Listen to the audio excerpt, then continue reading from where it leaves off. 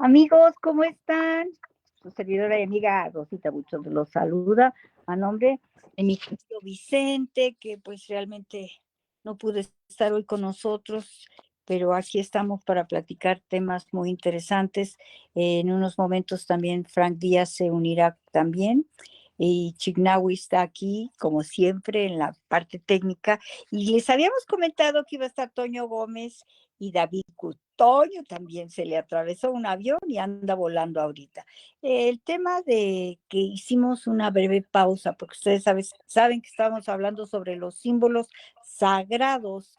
Y pues en esta ocasión, como se atravesó una fecha que aquí en nuestro país es así como que muy impactante en los rincones de la República humildes, en las esferas altas, ya celebran de una manera muy sui generis el Día de Muertos.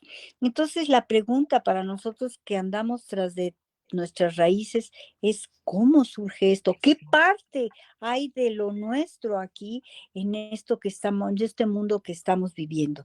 Y pues nos atrevimos a invitar a mi querido David Wood, que hace mucho tiempo que no lo veía, me encanta porque es también un apasionado de nuestra historia, de investigar.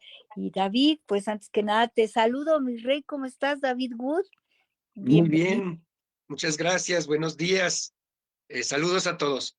Ay, David, gracias. Pues mira, yo quisiera realmente canalizar esto sobre precisamente ese sincretismo.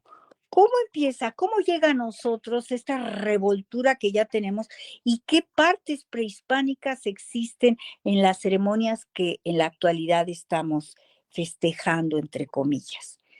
¿Me puedes platicar cómo empieza, dónde crees que viene el origen de estas fiestas?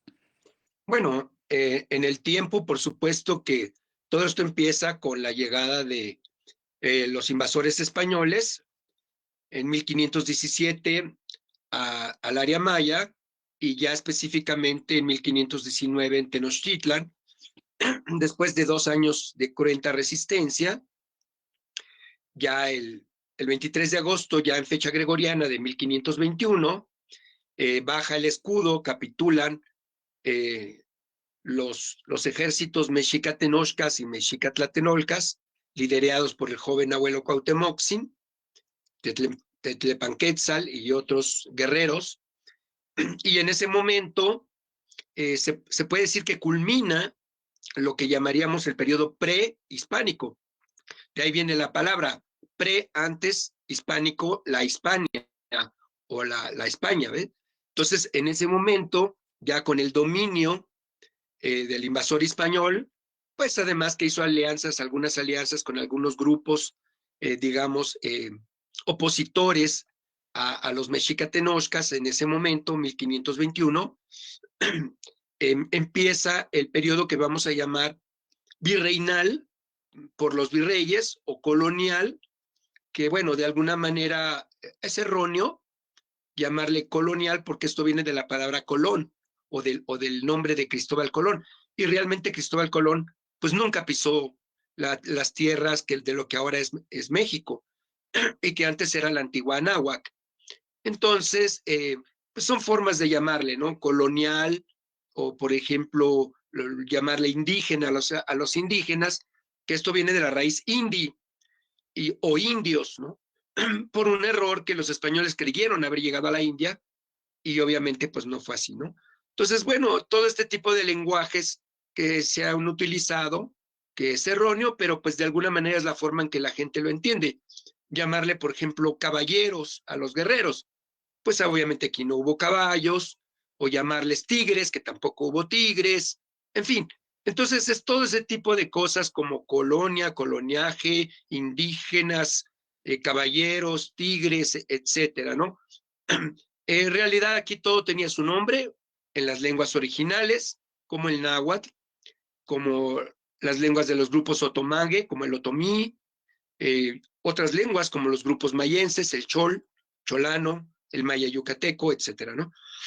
Entonces, bueno, todo empieza ahí, en 1521, y a partir de ese momento, pues todo lo que nos llega directamente de la península ibérica o del continente europeo, que la gente le llama del mundo occidental, que también es un error, porque obviamente, pues Europa no está al occidente de México, sino está al oriente. Lo que pasa es que se les ocurrió llamarnos así, porque como ellos creyeron haber llegado a las Indias, China y las Indias, pues obviamente para ellos era el oriente y ellos estaban al occidente. Entonces, a partir de ahí, pues toda la gente, no, pues que la cultura occidental y que el mundo occidental es un gravísimo error geográfico. Para nosotros, Europa no está al occidente. Por lo tanto, pues no es la cultura occidental. Pero en fin, es otra En de este, esas tantas. David, como vamos a hacer tipo plática, Sí, en sí. esos tiempos, cuando llegaron, aquí había ya ceremonias de muertos en nuestra cultura ancestral. Más que ceremonias de muertos como tal, eran las ceremonias dedicadas a los principios generadores en función de una cuenta del tiempo, que es el calendario prehispánico que llamamos ahora, y que había veintenas, porque sabemos que para ellos los periodos de tiempo eran 18 periodos de 20 días o veintenas, más una cuarta parte de 20, que son 5 días para finalizar un ciclo, que llamamos los Nemontemi, que es lo que se agrega a lo vivido. Entonces, había veintenas dedicadas a honrar la memoria de los ancestros, a recibir la esencia de las personas que habían estado físicamente en este plano, pero que continuaban su actividad, su presencia y su existencia en otros planos. Para eso hablaremos de cómo en los conceptos prehispánicos, en la filosofía prehispánica, en su conocimiento había la distribución de diferentes planos. Está el plano celeste, que se le llamaba en la región de habla náhuatl, Tlalocan, el plano de la región de lo invisible o el inframundo, que es el Mictlán, y el aquí, el ahora, donde nosotros vivimos, donde nos desarrollamos los seres humanos, que es el plano del Tlactipac, y que todo esto estaba identificado también con números, Entonces porque está el conocimiento... el Tipac, el Mictlán y el Topan, ¿verdad? Y el Tlalocan, así es. Topan también lo conocemos como Topan. Pero sí, Bueno, claro, sí. depende, ¿no? De las traducciones que cada quien utilice, etcétera, y de cómo integremos la traducción en náhuatl, ¿no? Pero bueno, digamos que en términos de lo que la gente conoce más por la literatura que se ha difundido y por lo que se ha derivado también de algunas de las crónicas, que también, dicho sea de paso, pues son muchos cronistas. Tenemos, por ejemplo, a Fray Bernardino de Sahagún, a Motolinía, tenemos a Bernal Díaz del Castillo, tenemos a Hernán Cortés, Torquemada, en fin, muchos cronistas, Fray Diego de Landa para el área maya, etcétera. Y obviamente cada cronista pues dio su versión de la información que le llegó, de lo que llegó a vivenciar, y algunos más tarde, otros posteriormente, otros copiaron a otros, por ejemplo, el caso de Acosta o de el mismo caso de Fray Diego Durán, ¿no? Pues también que copiaron de los primeros que llegaron a recibir esa información. ¿Y quiénes fueron los primeros? Pues obviamente los primeros son los misioneros que llegan, los primeros 12, anteriormente, pues, por ejemplo, Fray Andrés de Olmos, que lo primero que hicieron, pues, fue dedicarse a aprender la lengua, porque sin conocer la lengua, pues, no hubieran podido saber absolutamente nada. Y para poder aprender la lengua, lo que operó aquí fueron los intérpretes.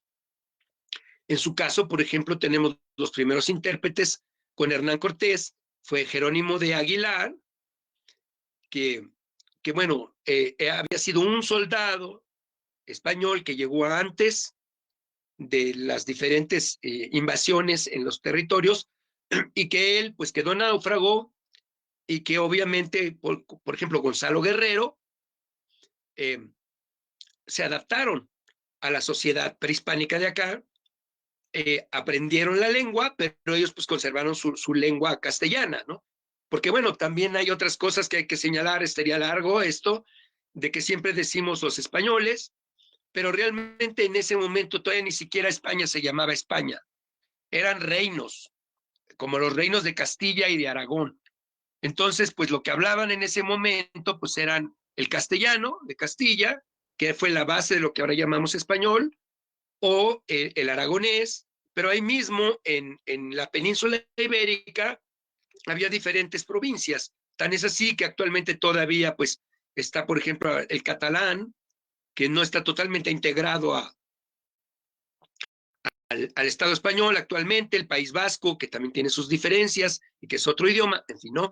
Bueno, entonces llegó el castellano y obviamente de lo que los que hablaban la lengua de Castilla empezaron a entender de las lenguas que se hablaban acá, fue así como se hicieron las primeras interpretaciones. Entonces, obviamente, en Europa sí existía ese culto a los muertos desde la época céltica, desde las épocas más ¿Qué tempranas de área Europa. celtas? Por favor, ilústranos. ¿Perdón? ¿De qué área son los celtas? ¿De dónde viene el origen de? Los celtas en Europa ocuparon principalmente lo que ahora llamamos la península ibérica y una buena parte del territorio de las Galias, que sería Francia. Entonces, digamos, esa es la cultura céltica, cuyos principales sabios y sacerdotes eran los druidas, miles de años antes de que se realizara la ocupación romana. O sea, digamos, a estos territorios les pasó lo mismo que aquí. Llegaron y los invadieron los romanos impusieron su cultura militarmente, desecharon las antiguas tradiciones, pero no totalmente porque se fueron integrando o sincretizando. De ahí viene el fenómeno del sincretismo con las tradiciones romanas. Entonces, bueno, impusieron las lenguas de origen latino, principalmente el latín, que es la base de las lenguas romances, entre ellas el español, y festividades célticas de carácter agrícola que se realizaban en función de los cambios climáticos a lo largo del año, de la vuelta que la Tierra da alrededor del Sol, como por ejemplo en honor a las deidades Cernunos, Samaín, Beltaín y Lug, que se realizaban principalmente en 4 momentos del año. Por así decirlo, uno de los principales momentos era justamente los últimos días de lo que ahora en nuestro calendario sería octubre y el 1 de noviembre, ¿no? Que Pero después... fíjate qué curioso, ¿no? Cómo llega hasta acá una influencia de que, digamos, nuestro territorio estaba, digamos que dividido por su parte, donde se pone y entre el Ecuador y el Cáncer, Y el trópico de Cáncer, sí. Trópico de Cáncer y abajo el trópico de De Capricornio. Entonces, es una cultura ancestral que viene de otro trópico, de otros tiempos, que no cuadrarían con los tiempos, digamos, del sol, del calor, del frío, de las lluvias. Ellos llevan otro tipo de climas, pero va llegando hasta acá. Ahí es donde salen también las brujas. Perdóname, es que estamos como tratando de enfocarnos a lo que la gente ahorita está muy habituada y no sabe ni por dónde llegó. Totalmente, totalmente. Esta cuestión de la fiesta de Halloween en la Gran Bretaña, lo que ahora ocupa el territorio de la tierra de los anglos, la tierra de los anglos es England, o sea, Inglaterra. Originalmente en esas tradiciones célticas, con estas festividades que acabo de mencionar, que se realizaban 4 veces al año, precisamente por los cambios estacionales, entonces era noviembre, a los 1 de noviembre, a los 9 meses, la fiesta de Lugh, que era el 1 de agosto, y luego a los 9 meses, la fiesta de Muguet, que es el 1 de mayo, y a los 9 meses, el 1 de febrero. De esas fiestas que hemos heredado ahora en nuestras fiestas. Entonces, a ver, de ese momento de que los celtas son invadidos en Europa por la cultura romana de origen latino, en el momento en que se produce el cisma crístico, pues con toda esta cuestión del paso del Antiguo Testamento al Nuevo Testamento, y se generan los evangelios, se integran los diferentes textos en lo que ahora llamaremos la Biblia o los textos bíblicos, Antiguo Testamento y Nuevo Testamento, es cuando se constituye la Iglesia Católica, ahora sí como apostólica, por los apóstoles que acompañaron al líder Jesús de Nazaret, que era su maestro, y romana porque tuvo su sede en Roma. Es decir, Roma se convierte en la sede de la religión cristiana, pero del catolicismo, por esta cuestión que mencionaba yo, católica, apostólica y romana.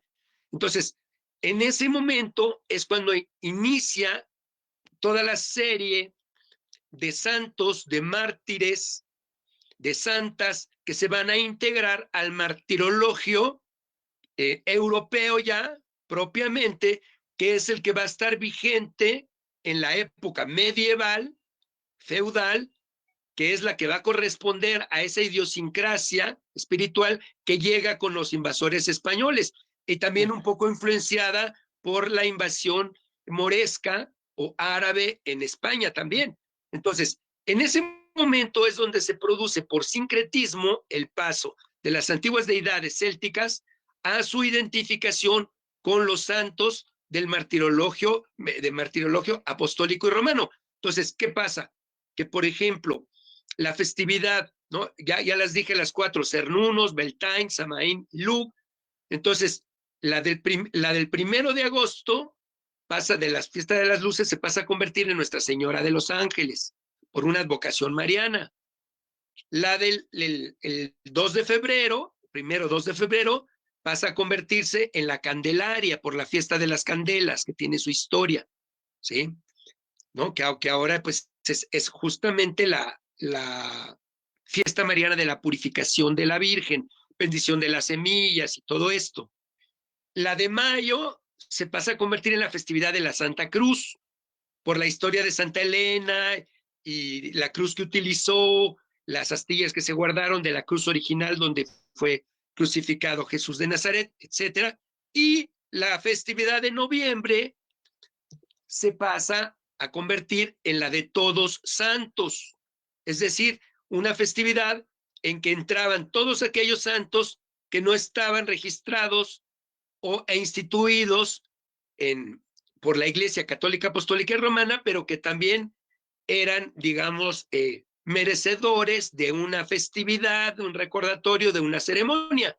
Entonces, por eso se dice todos santos y santos difuntos, es decir, todos aquellos que habían muerto y por lo tanto, al morir, según ya la doctrina católica, pasaban o al paraíso o al purgatorio, dependiendo de sus actos, de sus pecados y todo, pero que los que pasaban al paraíso, pues obviamente eran susceptibles de ser santificados, ¿no? Entonces, esa festividad de Todos Santos, ya de la época medieval, con el invasor español, es la que llega a las tierras anahuacas como imposición, junto con la lengua castellana, junto con una manera diferente de vestir, junto con una manera diferente de religarse, de ahí viene la palabra religión, con las entidades superiores, con las mismas piedras de las antiguas zacualis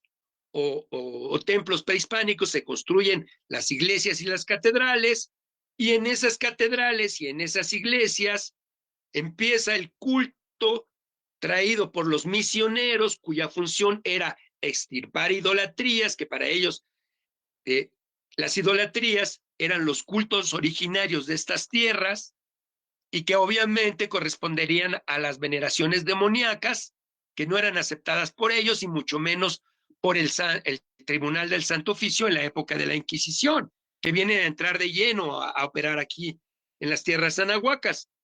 Entonces, obviamente, es una doble imposición, ya no de las idolatrías paganas, europeas, antiguas, célticas, o de los remanentes morescos que quedaban de los árabes, sino de paso, junto con elementos judíos, paganos, los cultos originarios de estas tierras fueron llamados paganos, fueron llamados demoníacos, y por lo tanto susceptibles de ser extirpados, y al mismo tiempo fueron sincretizados con estas festividades, de tal manera que esas festividades en el calendario anahuaca original, que quedaban en lo que ahora sería principios de febrero, principios de mayo, principios de agosto y principio de noviembre o finales de octubre, se fueron sincretizadas con esta tradición de honrar a los todos santos y de ofrendar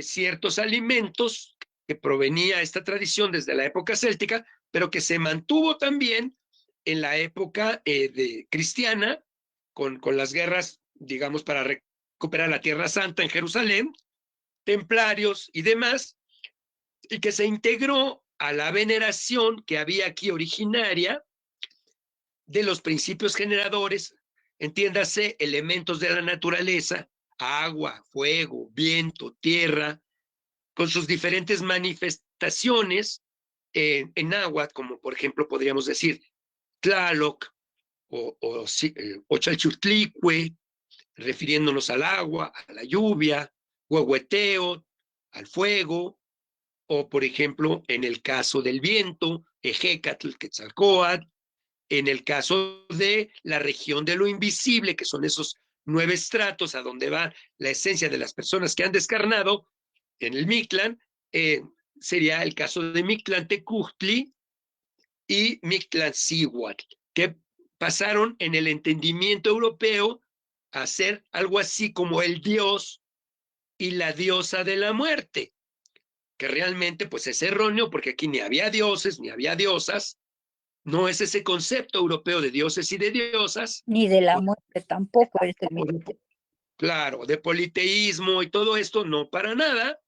Entonces es más que nada una época en el calendario mexicano de una veintena que llamamos Teotlesco y que tiene que ver el periodo cuando los principios generadores nos visitan. Es decir, todas esas entidades anímicas, principios generadores de la naturaleza y del universo, que junto con la esencia de las personas que estuvieron en este plano físico en carne, pasan a otro plano, al Mictlán o al Tlalocan, etcétera, pero que no es el fin de nada, y es la diferencia del concepto de muerte a la europea.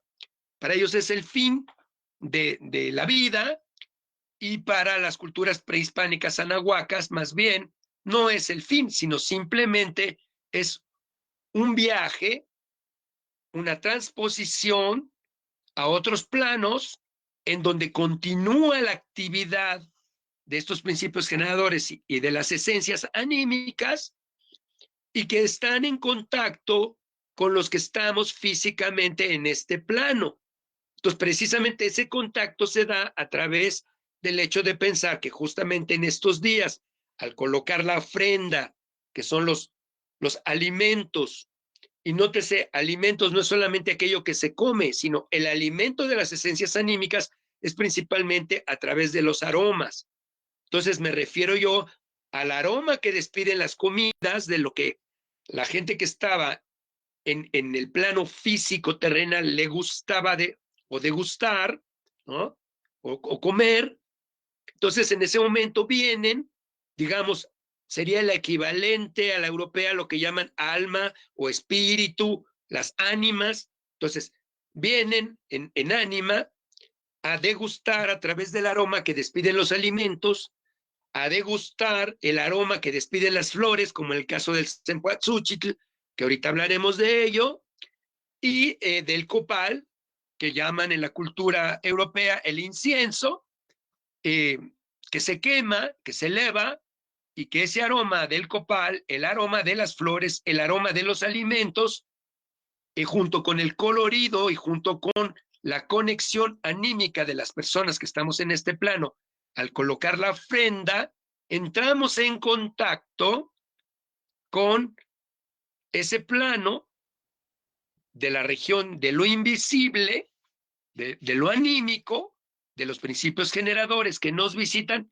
en esta época del calendario y no en otra, porque precisamente en el calendario anahuaca, en el conocimiento anahuaca, el calendario era tan importante porque así como hay épocas de siembra, hay épocas de lluvia, después de la lluvia y la fertilidad viene la cosecha, y cuando ya se cosechó y se tienen los elementos de la naturaleza necesarios para la alimentación, como el maíz, los chilotes de maíz, las mazorcas, etcétera, la calabaza, en fin, todo lo que se tiene, entonces ya se puede ofrendar un excedente de lo que no consumimos en este plano para también alimentar a aquellos que nos acompañan en otro plano, porque viene la época de frío.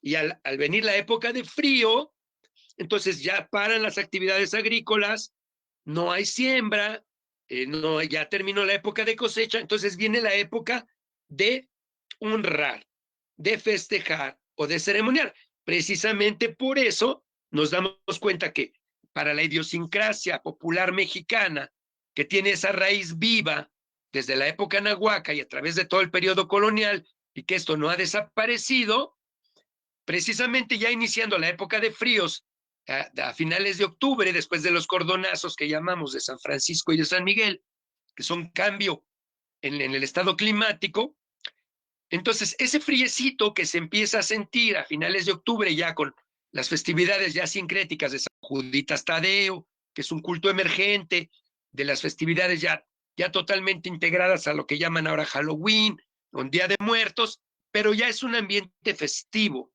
de fuegos artificiales, de cohetes, de procesiones, peregrinaciones, y por eso se hacen los puentes, que son los enlaces calendáricos, que llaman, por ejemplo, el puente Guadalupe Reyes o San Juditas Candelaria.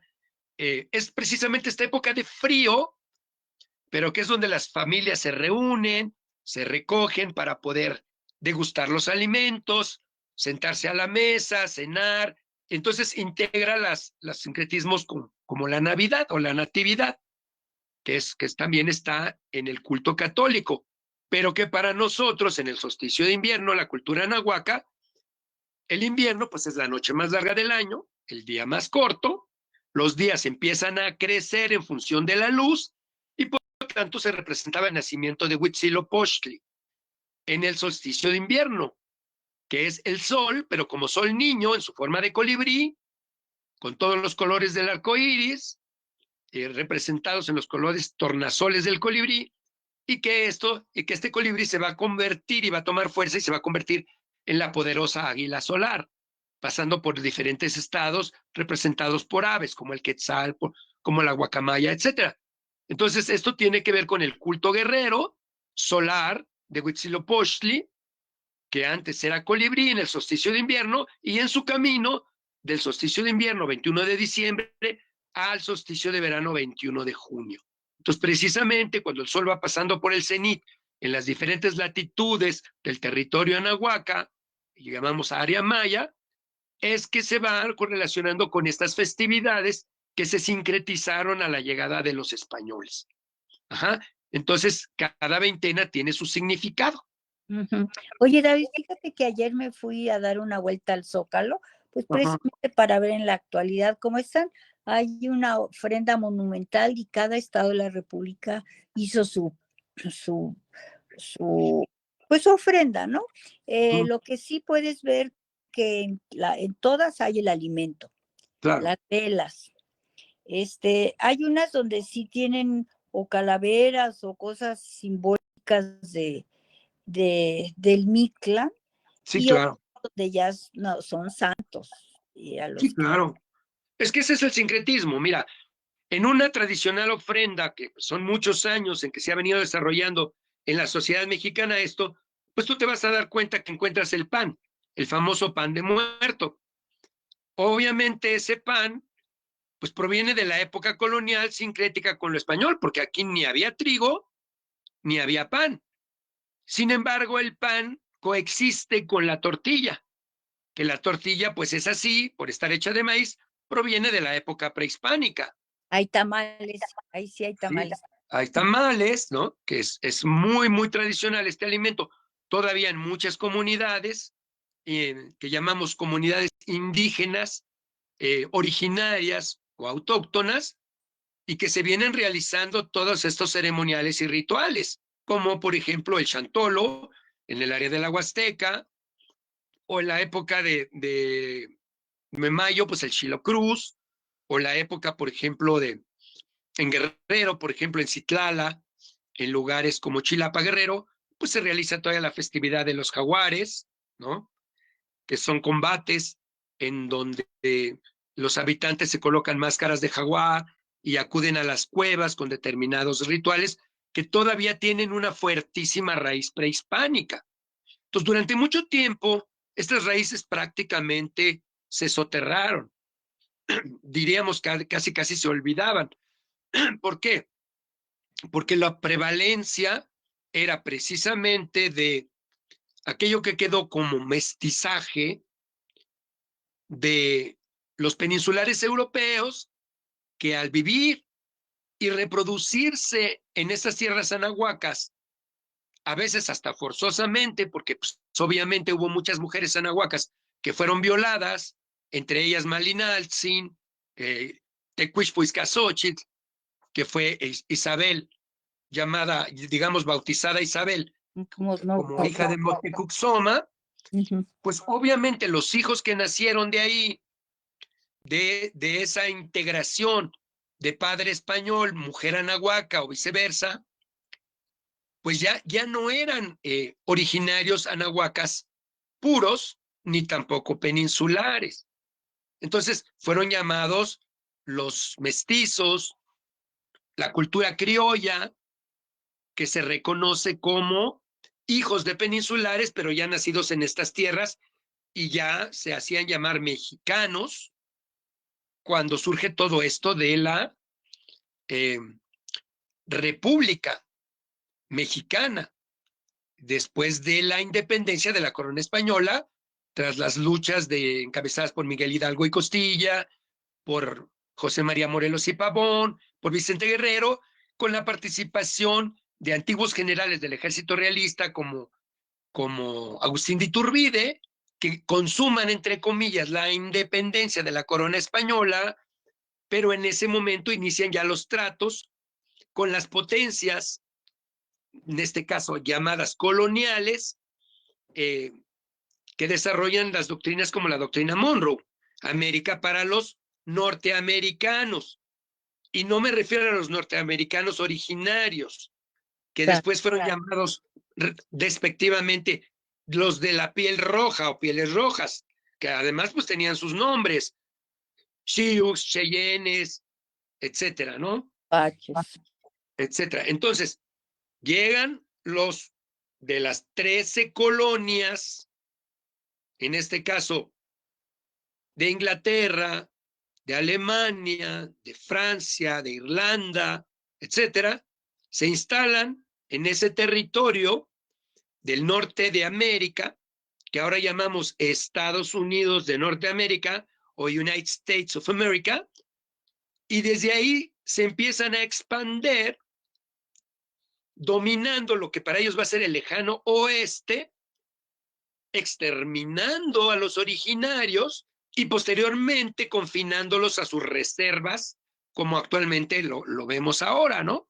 Y que ha sido la antigua lucha de los originarios en Norteamérica y los que llegaron a invadir allá, en este caso los anglos, como los que llegaron a Canadá, los franceses, o los que llegaron acá, los de Hispania, los castellanos, pero que al final de cuentas siempre son los mismos de esa parte de Europa, ¿no? Y que ahora pues es el imperio no solamente británico, sino ya anglo de Estados Unidos, que intenta llegar a cualquier parte del mundo, instalarse y dominar por medio de las armas militarmente y posteriormente de la economía, ¿no? Caso de Vietnam, caso de Corea, caso de Siria, innumerables casos, ¿no? Entonces, bueno, lo mismo ha sucedido, mi querido, claro, lo mismo ha sucedido en América Latina, o sea, esto sigue, y así como hay las dominaciones militares, donde muere gente, donde se desplazan familias, donde hay, pues, tristeza y desolación, como lo vemos ahorita en el caso de Ucrania, por el choque de las potencias, y al final de cuentas, pues, la gente, los habitantes que están ahí, pues son los que salen perdiendo. ¿no? Oye, David, sí, pero ya no estamos yendo para otro lado del tema. Pero al final de cuentas, todo esto sirve para entender que lo que pasó aquí no solamente fue una cuestión militar, porque eso fue, digamos, lo que tanto estuvo en controversia el año pasado, por los 500 años, que si había sido conquista o que si había sido invasión. Entonces, obviamente, pues no conquistaron nada, porque para conquistar algo se tienen que hacer méritos. Tú conquistas una medalla olímpica con esfuerzo, o conquistas a una dama, ¿sí? Aquí no se conquistó nada, se invadió. Entonces, las invasiones se realizaron desde el punto de vista a través de las armas, pero también, y de la tortura, como la Inquisición y todo, pero también culturalmente hablando.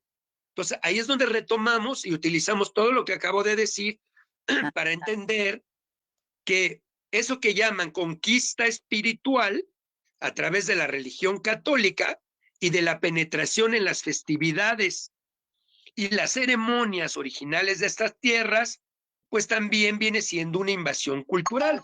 Y ahora sí, esto que tú mencionabas de que si el Jalovica, que fue relacionado en la Edad Media con las llamadas brujas o la quema de brujas, que eran quemadas en la hoguera por consideradas aliadas del demonio, todo esto dentro de la idiosincrasia judeo-cristiana, pero principalmente católica, apostólica y romana, viene a mezclarse con esta nueva invasión cultural, en este caso del imperio norteamericano, a través de estas festividades integradas a la calendárica mesoamericana, y que en este caso ya ni siquiera son las veintenas de las que hablábamos, decir Atlacahualo, Etzalcualistli, Oxpanistli, Teotleco, Panquetzalistli, no, ya ni siquiera la liturgia católica, como decir Candelaria, Santa Cruz, Reyes, Guadalupe, Santa María de Guadalupe, Santa Rosa de Lima,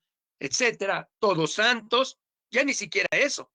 Ahora ya las festividades se quieren permear por la calendárica por decir, a ver, la celebración es el Halloween, después proviene la cuestión de mercadotecnia del Buen Fin, y viene Merry Christmas, Happy New Year, y luego pues hasta eventos recientemente creados por la idiosincrasia capitalista norteamericana, como el Super Bowl y así. Entonces ahora, con la inclusión de una lengua que no es la nuestra, ni siquiera la castellana, sino a través de los medios digitales, de las redes, internet, y así lo usamos ya como si formara parte del español.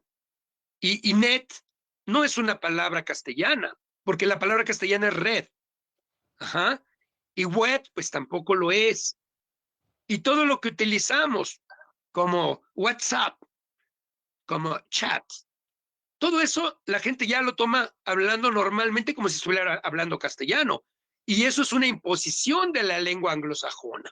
Pues sí, así nosotros tuvimos a nuestras lenguas originarias imposición de los castellanes, y ahora Claro. viene esta otra imposición y vendrá otra, y así Así las es. Entonces, lenguas se van transformando, ¿no? A través de la historia. entonces Oye, mi vida, claro, también, nada más para terminar, lo importante de esto es la resistencia de no dejarnos imponer ni las lenguas, ni la ideología, y sobre todo la cosmovisión, que es lo que se refleja en las festividades. Entonces es por eso que, para retomar lo que tú mencionabas, últimamente con el cambio de ideologías, esto que llaman la transformación y demás, ha resurgido mucho lo que durante la época del porfiriato y de la búsqueda de lo europeo y de la denostación de lo indio, de lo indígena. Todavía no hace mucho tiempo insultar a alguien, para insultar a alguien era decirle indio o pinche indio, ¿no? Así. Entonces, últimamente es como un poco del resurgimiento, de retomar estas tradiciones ancestrales, y por eso lo que tú mencionaste del Zócalo, en donde se pone la monumental ofrenda, pero con el total desconocimiento de estas raíces, de todo lo que acabo de mencionar, y de la historia tanto prehispánica nahuaca como europea original, Entonces, pues se mezclan. Hay gente que dice las Catrinas prehispánicas. Cuando este personaje de la Catrina, pues tú lo ves como está vestido, es totalmente de la época porfirista, de lo que se llamó el afrancesamiento de la cultura, y fue creada por los grabados de José Guadalupe Posada, que nada tiene que ver con lo prehispánico, más que en el fondo el culto a lo descarnado, por eso lo de las calaveras, las calaveritas de azúcar, los panes de muerto, la resistencia de la flor del cempalzúchil, que es el 20º signo de los signos de los días, es el número 20, y de ahí también proviene el cempoale, ¿no? Que es 20, y Xochitl, flor en la lengua náhuatl, cempalzúchil, y que ahorita pues ya mucha gente ya ni cempalzúchil dice cempasúchil, ¿no? Y bueno, entonces ahí es donde se va perdiendo esto por falta de resistencia cultural, por falta de conocimiento de nuestras raíces, y que es más fácilmente permeable, sobre todo para los niños, en donde incluso a las maestras, que por cierto ya no les llaman maestras, les llaman miss, que es una palabra en inglés que quiere decir señorita, a las misses de los kindergarten, que ya no son jardines de niños, las obligan a que lleven a sus niñitos a desfilar en el entorno de las escuelas maternales o preprimarias, disfrazados o vestidos de brujas, de monstruos, de vampiros, con telarañas. Oye, Y pero todo. ¿sabes algo, David? Ya es, por ejemplo, ahora en las escuelas ya no permiten a los niños que vayan con ese estilo halloweenesco, por llamarlo de una forma, que solo calaveras o catrinas. Y pero siento que tú estás mencionando que no es nuestra raíz ni las Claro. catrinas tampoco. Está cambiando, ya viste que los desfiles ya no hay nada de la cultura anglosajona, si le quieres llamar así.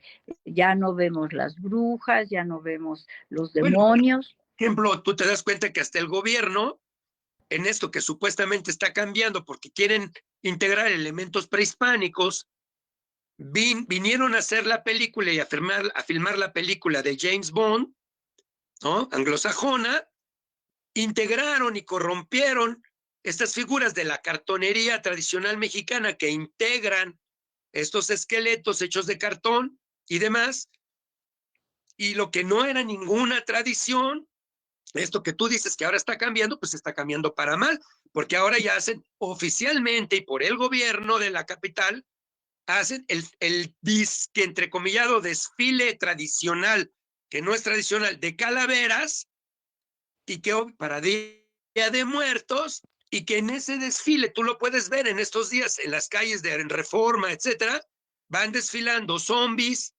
con catrinas, con alebrijes, con personajes de cartonería, ahí meten lo prehispánico, embarran Halloween, se tatúan en las mejillas, es esta idea de tatuarse, a las cervezas pues las convierten ya en que lo mexicano, hacen películas como Coco para corromper y para tergiversar toda la información, y eso es lo que está cambiando. Sí, está cambiando como para retomar, pero bajita la mano en todo lo que van retomando, van mezclando. Tú ves incluso hasta los tradicionales mercados de cada colonia popular, y vas al mercado y sí están las flores de cempasúchil, sí está el copal, pero al mismo tiempo está el copal sintético. Al mismo tiempo están las flores de cempasúchil ya, pero sintéticas, traídas de China, el argoli. Y al mismo tiempo también están los disfraces de diablos, de brujas, de telarañas y todo. Ya se hizo un mazacote y una mezcolanza por falta de educación, por falta de conocimiento de los mismos programas de la Secretaría de Educación, del gobierno y de las escuelas. Porque tú dices, está cambiando, pero en las escuelas privadas, y tú ves en las colonias, todavía se ha convertido ya en una costumbre que los niños vayan a pedir dulces y toquen a las puertas. Y esto, pues, en la tradición jalovica. Entonces, ¿qué está cambiando? Realmente no está cambiando. Se está mezclando, se está formando un Frankenstein con todo esto, y que precisamente en épocas tan convulsas, por la seguridad, por el narco, por la violencia, por todo lo que estamos viviendo, por la crisis, la inflación y la carestía, pues va a llevar a un momento de implosión, pero al mismo tiempo de explosión social por falta de valores y por falta de identidad. Y esto es precisamente lo que nos espera del año 2023 al año 2028, 5 años, que según nuestras cuentas calendáricas son precisamente los años finales para terminar una era e iniciar otra. Es así, nueva, diferente, no sexto sol, nuevo primer sol, de un periodo de 5.200 años, que forma parte de los 5 soles señalados en nuestras ancestrales piedras, como la piedra de los soles, o como lo que se asocia ya en crónicas como la leyenda de los soles o Códice Chimalpopoca. Entonces, este fin del quinto sol, que esperamos en esa transición de los próximos siguientes 5 años a partir del 2023, que nuestra cuenta será año 11 Carrizo, Acatl, será verdaderamente esta transformación necesaria de la que tú estás hablando. Sí. Oye, David, déjanos porque hacer una breve pausa, porque Claro. hay personas que quieren preguntar y Bueno. Chignawi nos va a decir, nos va a leer si hay algunas preguntas que quieras mencionar. Chignawi, adelante, amor. Adelante, adelante. ¿Me oyes, Chignawi? No te hagas el muertito, ¿eh? No, es que no podía activar el micrófono. Bueno, saludar a Sansa y Yolot, Alejandro Dardanelli desde Bahía Blanca, Argentina, Aileen García, que, bueno, dice que te ama Rosita, que eres su tía. Ana Ceci Pérez segundo nos comenta que ella recomienda la serie de Canal 11 que están dando en Prime de Malinche. Rebelde, que da las gracias por compartir tanto conocimiento. A Pedro Denis también anda por acá. Daniela Palacios desde Cancún. Y bueno, si nos pudieras compartir, David, un poco de, de- del significado de lo que sí ha quedado en estas celebraciones sobre Día de Muertos, algo que sí haya quedado registrado que sea puramente prehispánico o anahuaca. Claro, pues principalmente como lo decíamos, por ejemplo, la flor de cempasúchil ha subsistido a través de los siglos porque efectivamente era una flor sagrada que se utilizaba no solamente para ofrendar a los muertos, sino en las diferentes ceremonias a los principios generadores, porque realmente fue una invención de las antiguas civilizaciones prehispánicas. Es como el maíz. El maíz originario eran unas mazorcas pequeñitas, muy delgaditas, pero se fue mejorando hasta lograr las mazorcas que conocemos actualmente con los granos grandes, como que se utilizan para el pozole, el pozzoli, o que se utilizan, por ejemplo, para hacer las palomitas de maíz, en fin, ¿no? Entonces, esa flor tiene ese color anaranjado como representación del color del sol y de la luz. Y ese color se buscó integrando diferentes especímenes originarios. Ese aroma penetrante, que lo identificamos con las ofrendas de estas fechas, precisamente es un aroma que está dedicado a alimentar a las esencias de las personas que han partido en el plano físico y a los principios generadores. Está un aroma penetrante. Y la forma de sus pétalos, como rayitos que salen de luz, precisamente evocando a la luz del sol. Entonces, esa flor, efectivamente, hace más de 500 años era utilizada para ofrendar en las ceremonias importantes anahuacas. ¿Y cómo es que resistió toda la época colonial? Resistió a la época de la Reforma, con Juárez, al Porfiriato, a la época postrevolucionaria, la época de Cárdenas, del PRI, hasta ahora, ¿no? ¿Y por qué resistió? Pues porque es algo de la tierra. Es como aquello que comemos. Es como el maíz. El maíz ha resistido durante tantos siglos porque es la base de nuestra alimentación. Como decía Rosita, los tamales, el pozole, los tacos, las tortillas, etcétera. Y solamente es en esta época, que después de tantos siglos ya estamos intentando, como sociedad contaminada, darle al traste con esa raíz prehispánica que subsistió tantos siglos. ¿Cómo, con qué? Pues con el maíz transgénico, alterado. Entonces, imagínense alterar la flor de cempasúchil con esta flor que viene de China, que es transgénica, con el maíz transgénico, con el incienso y el copal ya artificial, con elementos químicos o plásticos.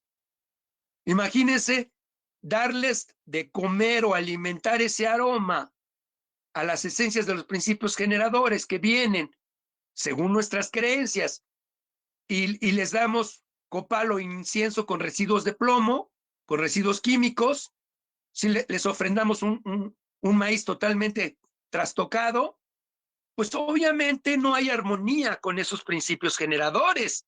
Y si todo esto es para protección y conexión de religarnos, integrarnos con aquello que nos puede proteger, pues es como si, por ejemplo, un simbolismo como to, que quiere decir nuestra en náhuatl, nana o madre, sin venerable, tonantzin, tona, nuestra venerable madre, que es luz y calor, tonantzin tona tecuatlanopeuj, ¿sí? La que aparece, como aparece el sol todos los días, especialmente en el solsticio de invierno, al ocultarse las estrellas que forman parte de la noche y las constelaciones. Entonces, Tonantzin Tona Tecuatlanopeu, sincretizada con la Virgen de Guadalupe de Extremadura, España, Guadalupe del árabe Río Escondido, a través del milagro de las rosas, lo que llamamos la Rosa de Guadalupe. Imagínense que de repente ese mismo simbolismo que duró durante tantos siglos y permeó en todo el pueblo mexicano como el culto guadalupano, pues ahora la convertimos en una caricatura, que es la Lupita Please, y al rato pues se le cambian sus colores y se pone de rosa. Entonces pues ya no se va el verde de su manto y se le quitan las estrellas, que son las constelaciones, y le cambiamos los rayos de luz, que es el sol mismo detrás de ella, y cuando surge el sol, la luna se mete y queda debajo de sus pies, y todo esto lo empezamos a caricaturizar y a cambiar y a trastocar. Entonces pues ya no va quedando nada, al rato ya no se va a ni reconocer ni a la Virgen de Guadalupe, ni a la Rosa de Guadalupe, y mucho menos a Tonantzin Tona Tecuatlanopeu.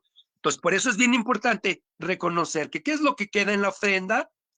Queda el copal original de los árboles, que es la resina, que es el alimento de las esencias, de las ánimas, quedan las flores de cempasúchil, quedan los platillos originarios de estas tierras con maíz, con tortilla, el mole que se hacía con guajolote, con carne de guajolote, que es el guacholot, el acompañante.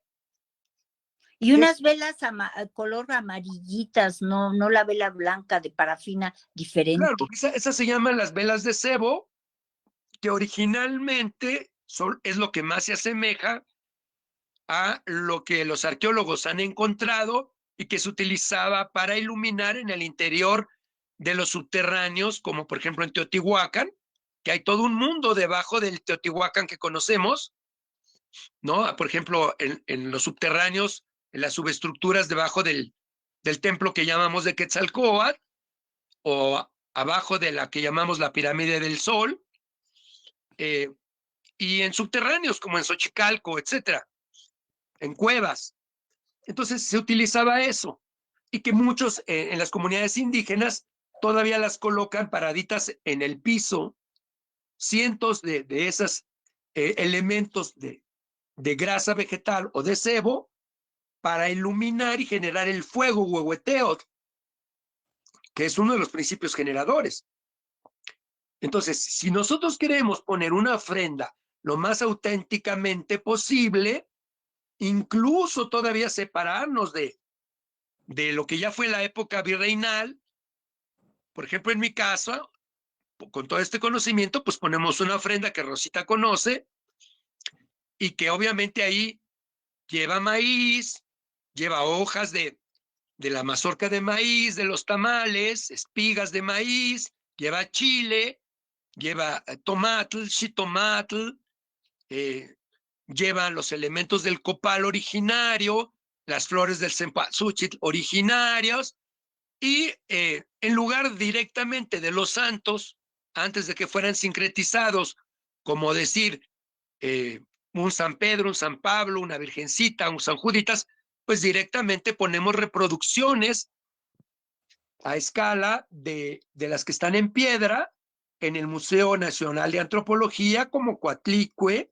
que realmente es Cihuacóatl, la mujer serpiente, las vasijas Tlaloc, las urnas Tlaloc, con sus flores especialmente para esta época de fertilidad, que es lo que la gente llama el pericón, el huautle, y todas estas flores que son las originarias de los aromas del campo, de los bosques, de la flora, la fauna, la alimentación originaria, los simbolismos, Mictlantecutli, Mictlancíhuatl y los zompantlis. El zompantli es un elemento muy, muy importante que si queremos integrar a nuestra ofrenda, pues no es que lo integremos, sino es recuperar lo originario.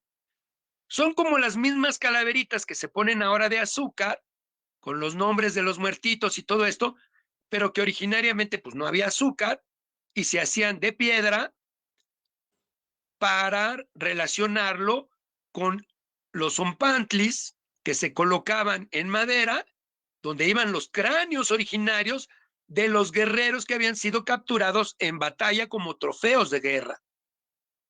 Y a un enemigo se le derrotaba en la batalla, pero se le honraba en la ceremonia porque era un valiente. Entonces, estos cráneos se colocaban ahí como respeto a los enemigos, pero que habían muerto honesta y valerosamente en batalla. Y se les honraba con flores y con frutos de la tierra, con semillas. Entonces, el hecho de colocar un zompantli, una coatlicue, un mictlantecutli, una urna tlaloc en nuestra ofrenda, flores de cempasúchil, copal original, alimentos como el mole, como la tortilla, el chile, el tomate. Y también los colores, ¿no, David? Los colores de los rumbos. Los colores de los rumbos y los niveles. Por eso mucha gente anda confundida, que no sabe si se tienen que poner 7 niveles, 9 niveles, 13 niveles, no saben de dónde viene. ¿Por qué? Pues claro, porque todo esto viene de la cosmogonía y la cosmovisión ancestral, en donde los números eran sagrados. Y no solamente en las áreas de los valles centrales anahuacas, sino en el área maya. O sea, tenemos los planos en donde 13 es el plano celeste, 9 la región del Xibalbá, 7 el plano intermedio entre el celeste y el inframundo, y obviamente todo esto se lleva a la matemática calendárica, en donde 7 por 9 por 13 es el número sagrado de los mayas, 819, una estación perfectamente identificada en las estelas y en las lecturas que hacen los epigrafistas de las estelas mayas y de los códices originales mayas, que quedó mucha información a través de los documentos coloniales que conocemos pues como los chilambalams, ya sea de Maní, de Chumayel, de Otzuzcap, etcétera. Otros textos de origen ancestral prehispánico como el Popol Vuh, etcétera. Entonces, toda esa información de los planos, de los rumbos, de lo que era el Mictlampa, el Cihuatlampa, identificado con el poniente, con el rumbo de las mujeres, el Tlahuistlampa, la región que se refiere al rumbo de los muertos, de los descarnados, identificado con pedernales, etcétera, con el frío, todas las pruebas que hay que pasar para acceder a estos transposición de planos cuando ya lo físico ha quedado en la tierra y la energía pura anímica se eleva, es esta tradición de utilizar, por ejemplo, de tener un guía, que en este caso es un perro, Xoloitzcuintle, que es el que va a guiar al ánima de la persona que descarnó en todas estas pruebas que tiene que pasar para acceder a los planos de los principios generadores con estos números sagrados. Entonces, todo eso está reflejado en lo que tenemos que poner en la ofrenda. Los colores, los tlalmanalis, que ahora se hacen de acerrín o pétalos de flores. Las figuras... Aclárale al público el que es el tlalmanali, por favor. Tlalmanali es exactamente la palabra ofrenda. Nosotros llamamos ahora la ofrenda de muertos. Bueno, pues deberíamos de decir el tlalmanali. Es aquello que ofrecemos de corazón o sentimentalmente hablando para agradecer o como agradecimiento de lo que esperamos recibir como ayuda o como apoyo de los entes que están en otros planos y que tienen otras capacidades ya más elevadas de los que estamos todavía en este plano físico. Entonces, con estos tapetes de flores, con colores orientados a los rumbos adecuadamente y todo lo que acabo de mencionar, se ofrece y se ofrenda. Entonces, por ejemplo, si yo en el plano físico me gusta mucho comer y para mí es una retribución después de un día de trabajo y tengo hambre y tengo sed y en ese momento voy a comer desesperadamente, un acto de ofrenda es antes de que yo coma, antes de que yo pruebe alimento, así tenga mucha hambre, así tenga mucha sed, coloco la ofrenda para los principios generadores para primero alimentar estas esencias, yo abstenerme de ello, ofrendo, y al ofrendar yo voy a recibir los beneficios de estas connotaciones, la gente llamaría ahora mágicas o celestiales, ¿sí? Entonces, de ahí proviene la idea esta de picarse con puntas de maguey en brazos, en piernas, y obtener algunas gotitas de líquido sagrado, de líquido luminoso, que para ellos era eso, el torrente circulatorio, la sangre. Y esta sangre, esta gotita, mezclarla con el copal, y cuando quemo el copal, en el humito del copal se eleva la esencia de mi sangre, ¿sí? Entonces, ahí es donde viene la idea de sacrificar o de ofrendar. O sea, vean, es como si lo llevamos hasta el plano católico, apostólico y romano. ¿Qué hace Jesús el Nazareno en la cruz? Pues ofrenda su dolor, ofrenda su sangre, según dicen, pues por la humanidad, ¿no? Y se encomienda al Padre. Bueno, ¿y por qué a él no le dicen, ay, este sacrificador, este antropófago, ¿no? Si ahí está también la sangre presente, todos los crucifijos que están en las iglesias, ahí está el crucificado con su sangre, la famosa sangre derramada que se transforma en vino, simbólicamente y metafóricamente. Bueno, pues así acá, nuestros ancestros anahuacas, al momento de generar el dolor, de enfrentarse en la batalla, de picarse con una espina de maguey, ese dolor se resiste y se transforma en ofrenda, en ofrecimiento, en agradecimiento para obtener los beneficios de entrar en contacto con esas entes anímicas. Entonces ahí ya cambia toda la idea de que, ay, los sacrificios humanos, qué horror, la sangre derramada. Esa es una cuestión psicológica. Hay niñas que todavía actualmente, por efectos de esa ideología, simplemente de ver sangre embarrada en la banqueta se desmayan o no pueden ver sangre, porque se les ha dicho que la sangre está asociada al dolor, al sufrimiento, a los muertos, a los asesinatos, a lo más negativo, horrible de la sociedad. Y no se les muestra una filosofía en donde se les dice, mira, es que lo que tú llevas dentro de tu cuerpo como líquido sanguíneo, antes de ser sangre, pues fue alimento. ¿Y qué fue? Pues fue la clorofila, por así decirlo, la sangre de las plantas. Y el color verde de la clorofila, antes de ser clorofila, ¿qué fue? Pues fotones, partículas de luz, por medio de la fotosíntesis.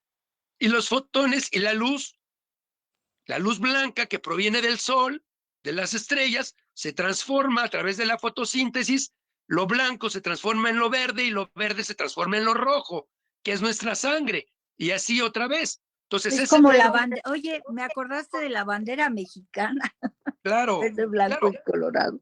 precisamente cuando el ejército de las tres garantías, en la época de Iturbide y de Guerrero, tomó como colores esos elementos para integrar el estandarte o bandera mexicana, pues es porque Vicente Guerrero, que provenía de Guerrero, del estado de Guerrero, donde todavía se habla náhuatl, traía esas raíces prehispánicas que están relacionadas en los colores.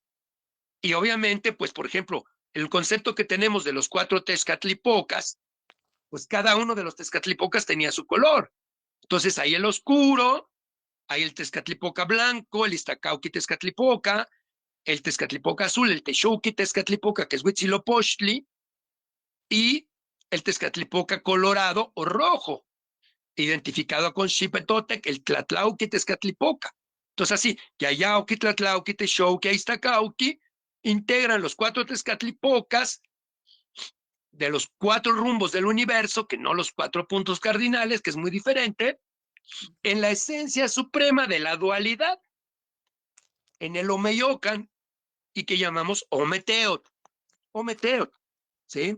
Esa es esencia suprema dual que sintetiza las fuerzas del universo como Tloquenahuaque y Palnemohuani, ¿sí? Aquella fuerza centrífuga que concentra todo en el universo y la fuerza centrípeda que expele y que permite que nuestro Sol tenga sus 9 planetas en perfecta armonía girando en torno a él, generando el movimiento de rotación, de traslación, de nutación, de precesión y la lunación en torno a la Tierra. Entonces, ahí ya entramos en el terreno de la arqueoastronomía o astronomía cultural, que es el entendimiento de la cosmovisión, la filosofía ancestral prehispánica nahuaca, por medio del conocimiento a través de los sistemas calendáricos y la matemática calendárica de los valores cosmogónicos astronómicos. Es decir, estos movimientos astronómicos de los que hablo, la configuración del universo, por ejemplo, la relación que tenemos como planeta Tierra con el planeta Venus, como estrella de la mañana, Tlahuizcalpantecutli, como estrella de la tarde, Xolotecutli, que son manifestaciones de la esencia dual del universo. Por eso, en la cosmovisión ancestral, todo era dual, todo era dual. No solamente era el Padre Sol, porque todo el mundo, ¡ay, el Padrecito Sol! Y la Madrecita Tierra, incluso en los grupos de mexicanidad. Pero la Tierra no es solamente Madrecita, es Tlaltecutli, Es como Señor. andrógina también, ¿no? Claro, es dual, es dualista. Es Señor de la Tierra, Señora de la Tierra. Tlaltecutli, Tlalcihuat, Tonacatecutli, Tonacacihuat, Ometecutli, Omecihuat, que se sintetizan en la esencia Ometeot. ¿Eh? Entonces, toda esta filosofía es muy importante entenderla porque se va a reflejar en poder identificar realmente en estas tradiciones que subsisten ya mezcladas, por ejemplo, para poner nuestra ofrenda, qué es lo más antiguo, qué es lo más original, qué es lo menos contaminado que proviene de siglos atrás. Y eso pues nos religa, nos conecta, no solo con nuestros ancestros que partieron hace 5, 10, 20, 50, 100 años, sino con los que partieron hace 200, 500, 1000 o 2000 años. Entonces, esa es la función de la historia. ¿Historia para qué? Para poder saber de dónde venimos en el tiempo, de dónde venimos en el espacio y poder identificar hacia dónde vamos, aún después de descarnar, en el tiempo y en el espacio. Así es. Muchas gracias, David. ¿Cómo estamos de tiempo, mi querido Chignahui?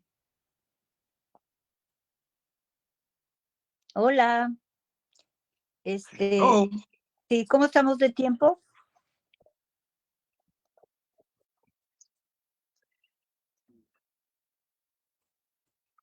reflexión. Van nada más mandar los últimos saludos antes de despedirnos. Tenemos a Robert, Robert Caña o algo así, que dice muchas gracias por la exposición a David, por compartir tanto conocimiento. Juan Enchinga desde Canadá. Adriana Ortega dice, hay teorías locas que la Virgen tiene ocultos tintes demoníacos. Dice Lucas Rodríguez, saludos también. A Fernando Arenas, a Calimazas nos dice el dolor para merecer, dice cuánta sabiduría. Ana Ceci está muy feliz de escucharnos y dice que hay información tan valiosa, así que agradecerte, David, y pues, te los dejo para alguna última reflexión. Pues David, para despedirnos, yo en lo personal te agradezco mucho que hayas venido, porque siempre está la duda, ay, pero esto de dónde viene, ¿por qué? ¿Cuál es qué podemos rescatar? ¿Qué podemos, ahora que estamos nosotros en esta búsqueda de rescate,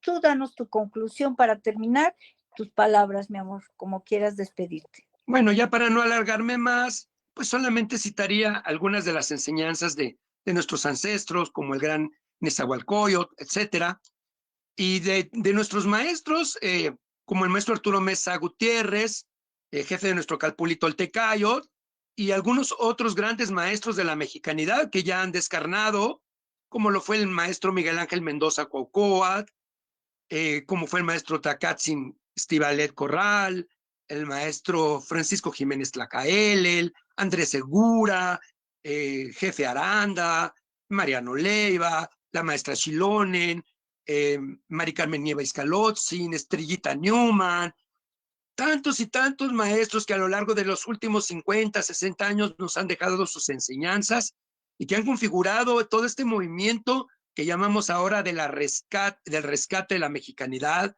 conchera, tradicional, neomexica, y solamente pues con estas frases. Ellos siempre nos dijeron, nada vivo crece sin raíces, así como los árboles. Cortarán nuestras ramas, cercenarán nuestros troncos, pero mientras que no arranquen nuestras raíces, nuestra sociedad, nuestra cultura, seguirá viva, ese orgullo nacional de ser mexicanos, de nuestra patria, de lo que llevamos muy dentro en el corazón, y por lo tanto, mientras nuestras raíces estén ahí a través de esas tradiciones, de estas ceremonias, como esta de la que estamos hablando, no perecerá, la mexicanidad no perecerá, y como decían, mientras que permanezca el mundo, ni la fama ni la gloria de Mexico, Tenochtitlan ni sus antiguas civilizaciones perecerá, mientras nosotros estemos aquí dando testimonio de ello. Tlazucamati, Huelmía, Ometeo. Muchas gracias, él es David Wood. Bueno, pues te mando saludos, mi querido Frank Díaz y Vicente. Nos veremos el próximo sábado. Frank. Vamos a seguir con nuestros símbolos sagrados, que hicimos un pequeño huequito para hablar de estas fechas de muertos. Y pues es la Yacatl. Bueno, no, la verdad no recuerdo. ¿Tú te recuerdas, Chignahui, el símbolo que vamos a ver? La Yacata, las Yacatas. Pues, ¿qué son? No se pierda el siguiente capítulo de esta interesantísima serie al rescate de nuestras raíces, de nuestra toltequidad, la mexicanidad y todas nuestras culturas, no solo las mexicas, sino todo anáhuac. Los quiere Rosita Buchot y nos vemos el próximo. Gracias, Chignahui, David. Chao, chao. Gracias, Chignahui.